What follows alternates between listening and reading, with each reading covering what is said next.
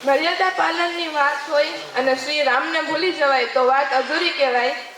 એમ કાવ્યની વાત હોય અને મહર્ષિ વાલ્મીકી રચિત રામાયણને ભૂલી જવાય તો વાત અધૂરી કહેવાય. જ્યારે ઋષિઓમાં અગ્રણી એવા વાલ્મીકીજી એ નારદને પોતાના મહાકાવ્ય માટે નાયક શોધવાનું કહે છે, ત્યારે તેમને કેટલાક ગુણો દર્શાવેલા છે, તેના વિશે હું વાત કરીશ.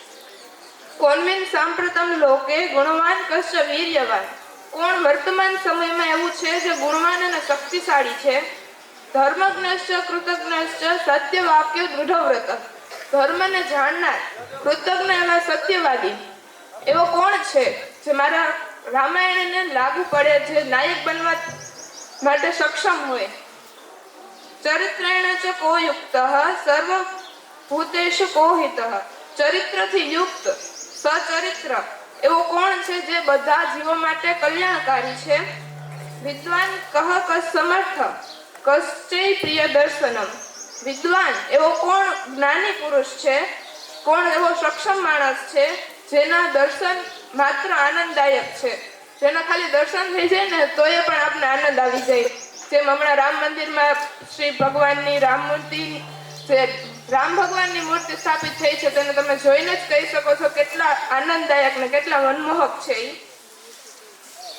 જેને આત્મવાન કો જીત ક્રોધો દ્યુતિમાન કો ન સૂયકઃ કશ્ય બિભ્યતે દેવાશ્ચ જાત રોષસ્ય સંયુગે. આત્મવાન કો જેણે ક્રોધ ઉપર વિજય મેળવેલો છે, સંયમી છે, તેજસ્વી છે, ઈર્ષાથી જે મુક્ત છે, એવા રામ ભગવાનથી ખુદ દેવો, જ્યારે તે રામ ભગવાન યુદ્ધમાં ક્રોધિત થાય છે ત્યારે ખુદ દેવો પણ તેનાથી બીવે છે. એવા મહાનાયક એવા આપણા રામાયણના રામ ભગવાન, તેના વિશે થોડુંક મેં બોલ્યું.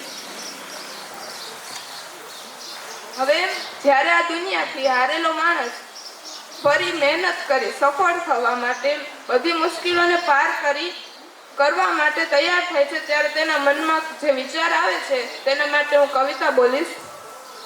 જીતવાની ઝંખનાથી પર થયો છું, જીતવાની ઝંખનાથી પર થયો છું, હારથી હું એટલો સદ્ધાર થયો છું. આપ ધક્કો મારવા તૈયાર છો ને? આપ ધક્કો મારવા તૈયાર છો ને? હું ફરી મહેનત કરી પગભર થયો છું. દુનિયામાં ઘણા લોકો કહે છે જે પરિસ્થિતિ છે તેને સ્વીકારી લે, ચૂપ રહી જા, સમય છે વયો જશે. પણ ચૂપ રહીને કેટલા વર્ષો વિતાવું? ચૂપ રહીને કેટલા વર્ષો વિતાવું એટલે હું વાગતું ઝાંઝર થયો છું. ભૂલ ક્યાંથી નીકળે મારી, ભૂલ ક્યાંથી નીકળે મારી, યાદ કરતા હવે તું હાજર થયો છું.